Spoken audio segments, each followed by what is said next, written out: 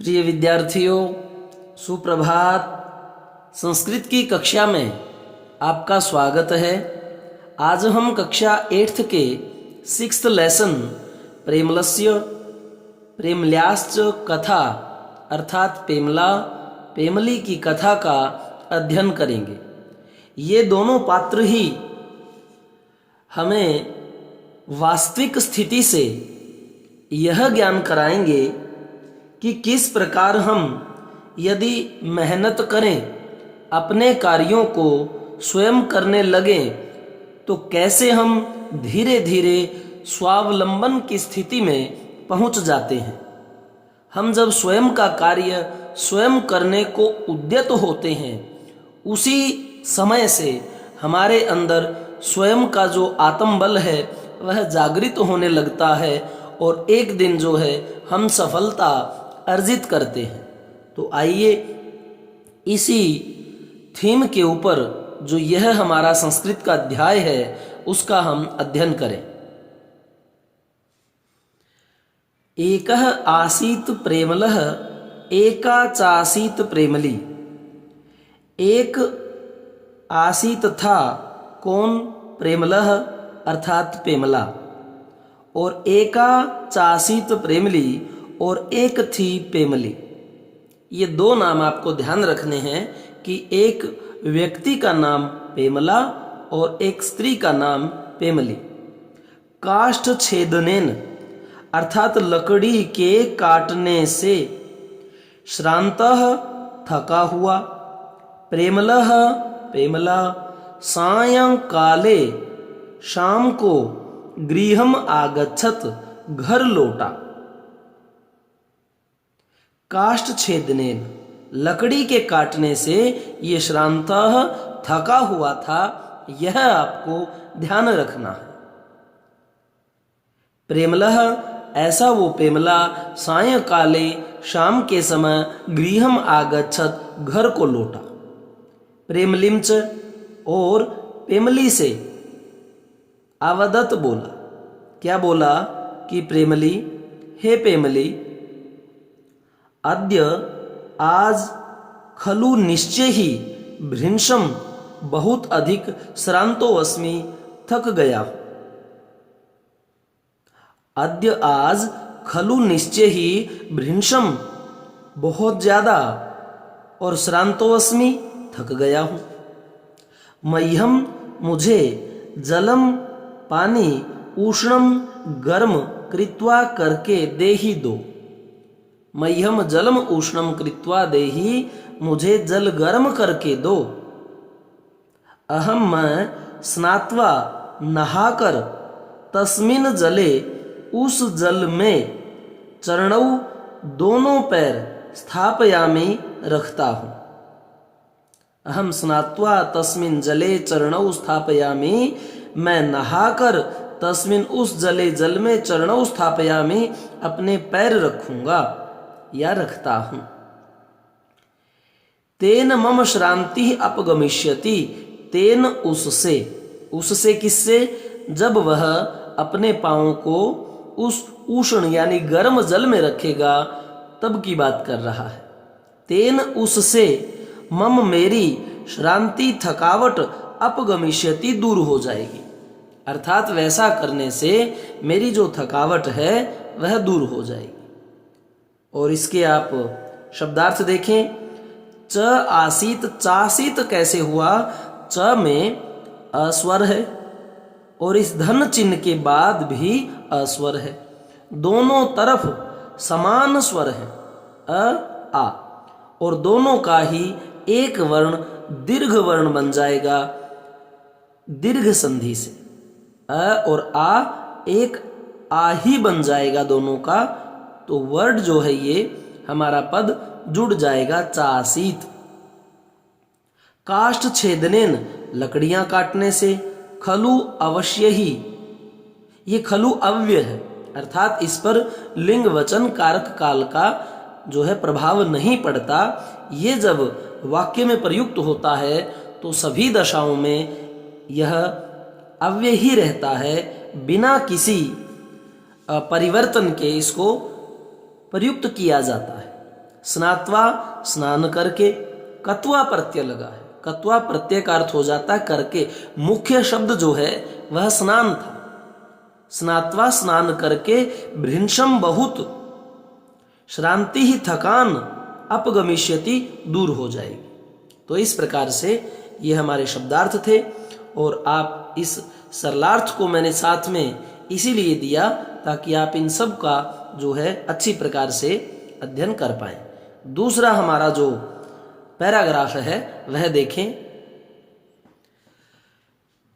Primarily अवदत, primarily बोली, तव अनुरोधम। अब यहां देखिए दोबारा से तव, व में अह, क्योंकि हर व्यंजन में स्वर होता ही होता है और यदि आपको उसमें स्वर ना मिलेगा तो वह व्यंजन आपको हलंत लगा हुआ मिलेगा। हलंत किस प्रकार लगता है ये देखें, इस प्रकार से हलंत जो है वो नीचे लगता है। तो व में अ स्वर है और आगे फिर अस्वर है, दोनों स्वर समान हैं, इसलिए दोनों का मेल होकर के दीर्घ संधि बन जाएगा, एक अ बन जाएगा, अ और आ बन जाएगा। तो तव के साथ में ये देखिए आ लग गया और नुरोधम पीछे से लग गया, तवानुरोधम, तुम्हारा अनुरोध। कथम कैसे, अहम अस्वीकुर्याम, अस्वीकार करूं। प्रेमली वदत अनुरोधम कथम अहम अस्वीकुर्याम, कि तुम्हारा जो अनुरोध है कथम कैसे अहम अस्वीकुर्याम, अस्वीकार करूं, अर्थात स्वीकार करना तो मुझे पड़ेगा तुम्हारा ये अनुरोध। पश्य देखो, तत्र वहां, ऊपरी ऊपर, हंडी स्थापिता, हंडिया जो है वह रखी है। पश्य तत्र हंडी ऊपरी स्थापिता, वहां देखो ऊपर हंडिया जो है वह रखी हुई है। ताम उसे, अवतार्य उतारो,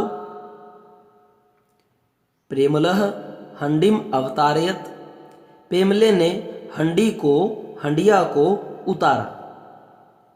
ततः इसके बाद, सह वह कौन, प्रेमला अवदत बोला, अधुना किम करोमि, अधुना अब किम क्या, करोमि करूं, मैं अब क्या करूं।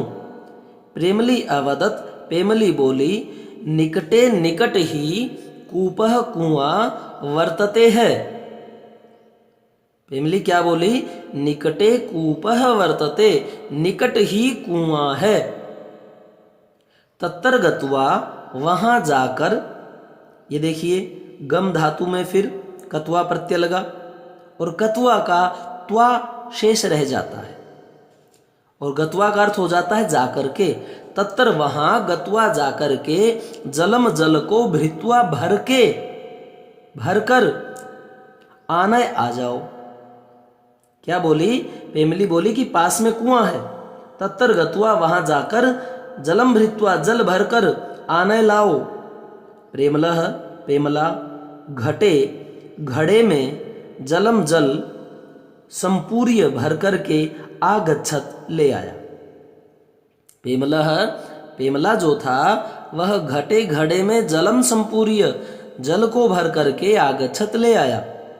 पुनः दोबारा से फिर प्रेमलिम, प्रेमली से अपृच्छत, पूछता है कि इदानीम किम, अब क्या।